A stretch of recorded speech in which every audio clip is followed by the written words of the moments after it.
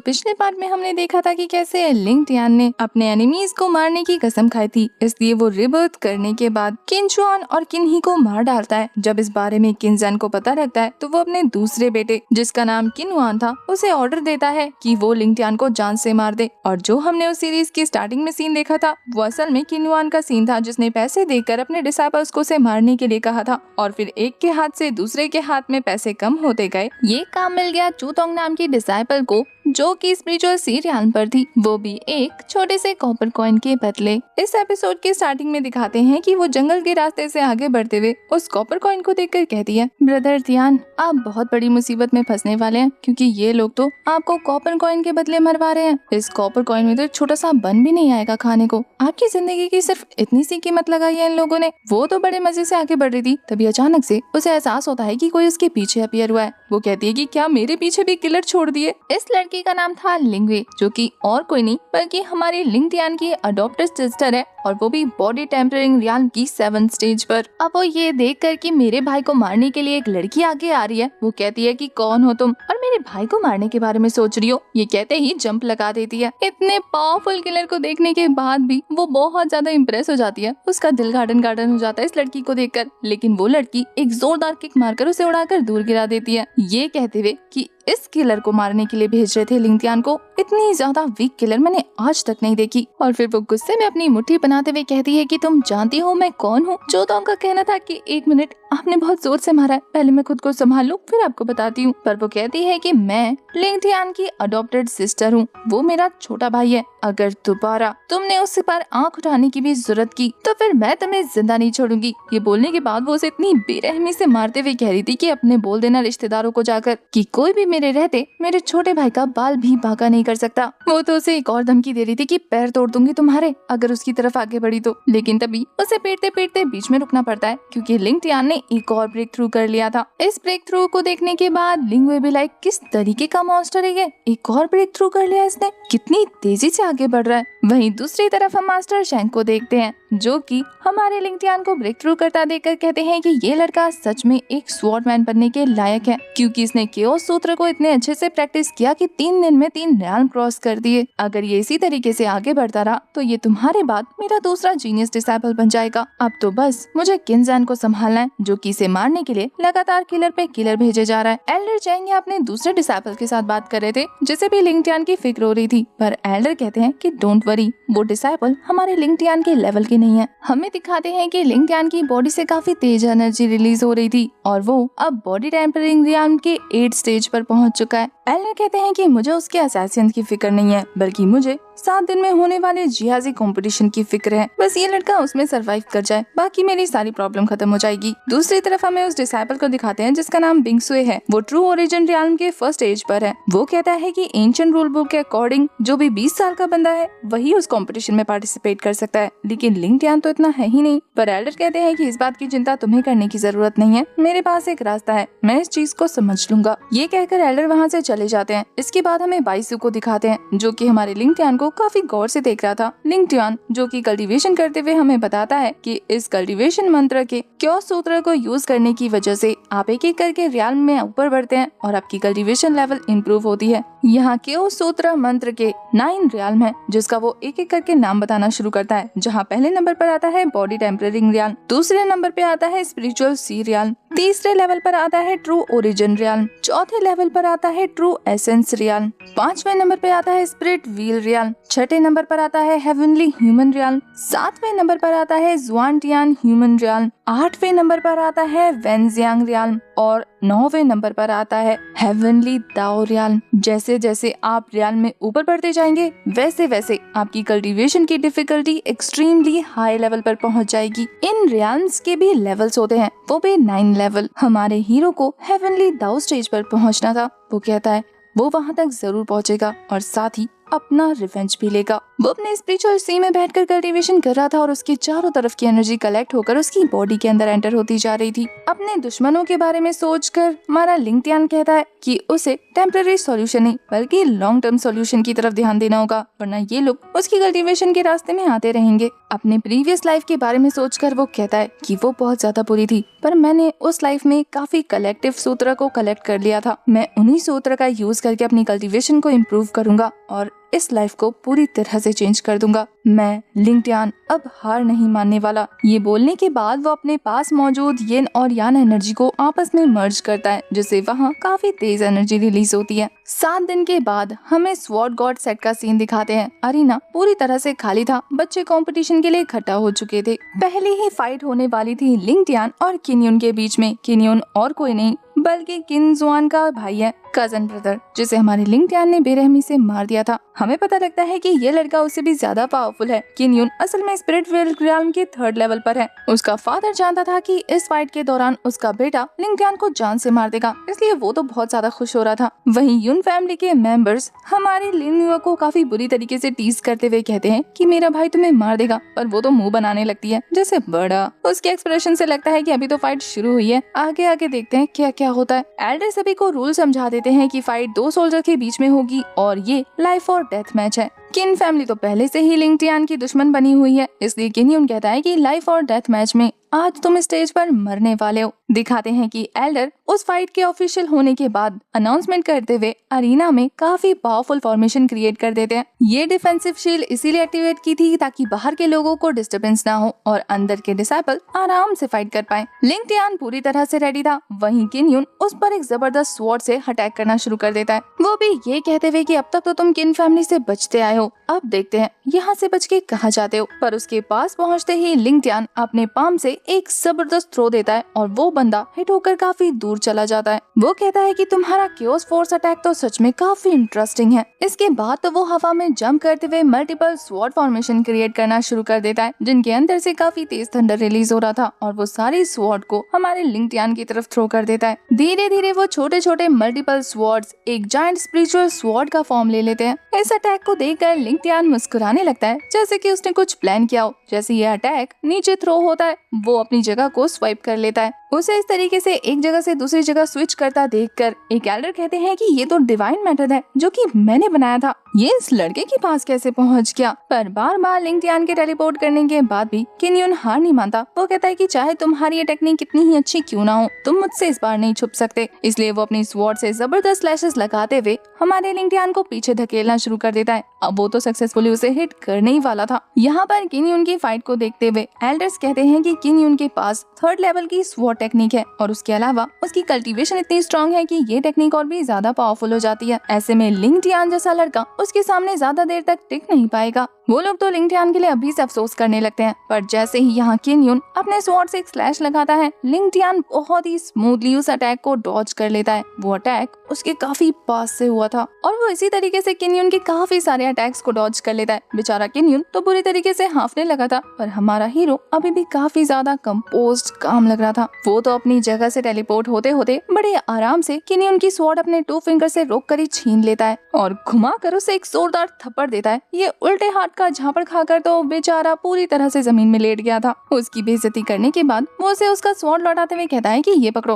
ये मेरे किसी काम का नहीं, तुम ही संभालो इसे। पर किन युन खुद को संभालते हुए कहता है कि तुझे क्या लगा ये सब कुछ यहीं खत्म होने वाला है। ये बोलने के बाद वो अपने पास मौजूद एक पिल को निकाल कर खा लेता है, जिसे देखकर तो एल्डर भी हैरान थे। ये एक्सप्लोजन पिल उसकी बॉडी के अंदर जाते ही उसकी पावर को दुगना कर देते हैं। इस पिल की वजह से हम देख पा रहे थे कि किन युन को काफी ज्यादा प्रॉब्लम हो रही थी। उसकी बॉडी उसके कंट्रोल से बाहर जा रही थी और उसे एक्सट्रीम लेवल का पेन हो रहा था, पर वो इस पेन को बर्दाश्त करते हुए वहाँ पर एक जायंट फॉर्मेशन क्रिएट कर देता है। ये मूविंग फॉर्मेशन देखने के बाद किन युन को अपने बेटे पे काफी प्राउड फील हो रहा था, पर बाकी सारे एल्डर्स उसे समझाते हैं कि ये गलत है, ये रूल्स के खिलाफ है, उसे डिस्क्वालीफाई करना होगा। पर किन युन कहते हैं कि शायद आप भूल रहे हैं कि ये लाइफ और डेथ मैच है, तो जब तक किसी की जान नहीं जाती ये मैच खत्म नहीं होगा। अब लिंग टियान की सिस्टर लिंग वे को उसकी बहुत ज्यादा फिक्र होने लगती है। पर लिंग टियान अभी भी काफी रिलैक्स था। वो कहता है कि अब जब तुम मरना ही चाहते हो तो चलो तुम्हारी विश को पूरा कर दे। वो अब तक अपनी कल्टीवेशन सभी से छुपा रहा था। जैसे ही वो अपने बैरियर को तोड़ता है सभी को उसका रियल कल्टीवेशन दिख गया था। एल्डर्स तो हैरान थे